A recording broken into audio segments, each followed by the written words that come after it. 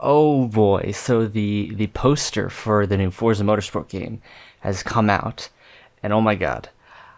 Oh man, I'm excited. I'm actually really excited. Now, I do have certain things I will mention, of course.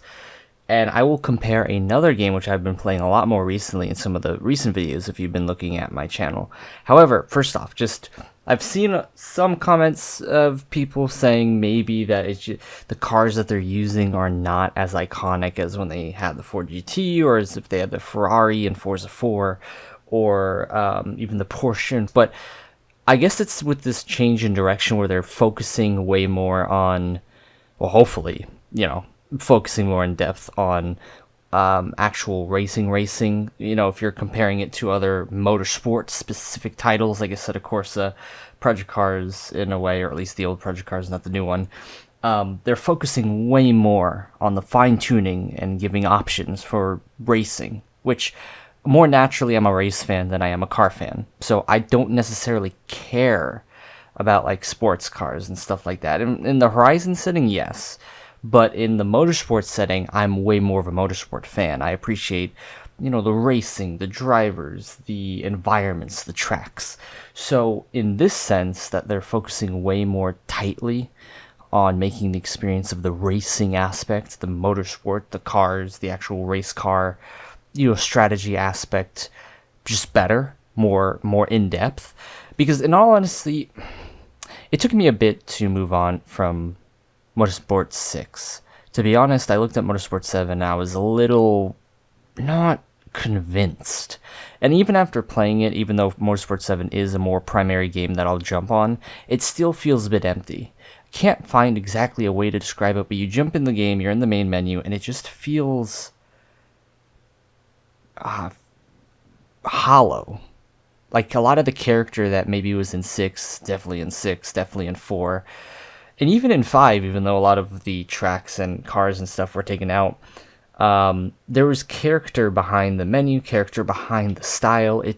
Even though the graphics did improve with Motorsport 7 and a lot more cars were added, it just felt like it got hollower, like it was rushed, which I think a lot of people kind of lean on that it did get rushed in order to launch with the new console, so that's understandable.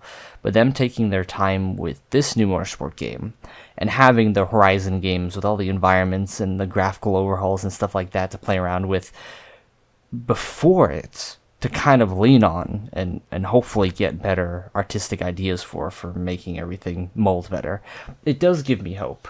However, when I look at games like Project Cars 2, which I've been playing a lot of recently, the amount of customizable options you have with the tracks, with the weather, with the cars, with the options, even if it's rough around the edges, that to me is a lot more alluring.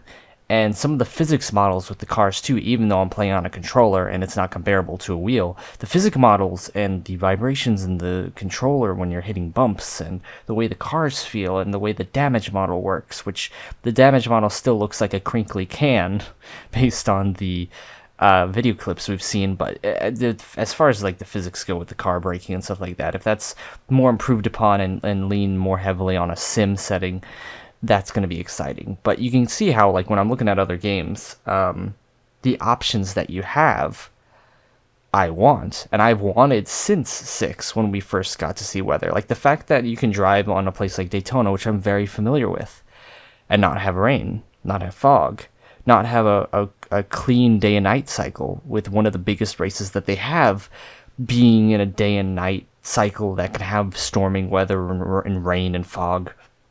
The fact that you don't have that is upsetting to me as a motorsport fan, but I have that with Project Cars 2, and all the experiences of running races, at 4 or 5 times speed, going from day to night, and then having storms pop up, and there to be, cycles that feel more natural to what I've experienced in real life. I really hope we get to see that translated very cleanly and very accurately to be able to stand above a lot of the other games. And again, if Project Cars would have kept with the sim aspect rather than going arcadey and just cleaned it up, better graphics, and really pushed on competing against Motorsport and stuff, then I think it could have been a fantastic game. But Project Cars 1 to 2 was a leap, but it still felt jittery and kind of unfinished in certain aspects, which upset me, even though it was still fun to play. And then I never touched 3 because everyone said it was arcadey and it just didn't translate to, what you would think Project Cars 3 would be. So it's just some thoughts about Motorsport. I'm not the longest running Motorsport fan. I came into Motorsport 4 way late, and I learned how to drive, the cars manually and brake manually and stuff way, way late. I would say my jumping off point was more in depth through 5 and 6, and then a little bit later into 7. So I can't make, in-depth comments compared to the older Motorsport games, except for 4. But I do hope these comments and the hopes echo what hopes other people have, especially if you're more at core a racing fan than just a car fan. I think the car fan aspect is way more if you're just playing Horizon, even though there are race cars and rally cars and stuff like that in Horizon as well. But let's just hope that with what we get to see coming up, that Motorsport, the new Motorsport, can be that amazing leap that everyone, whether quietly or more leading the scene in the social commentary space, has been hoping for. I hope so. My hopes are always high, and a lot of the times they get dunked on, so we'll just have to wait and see.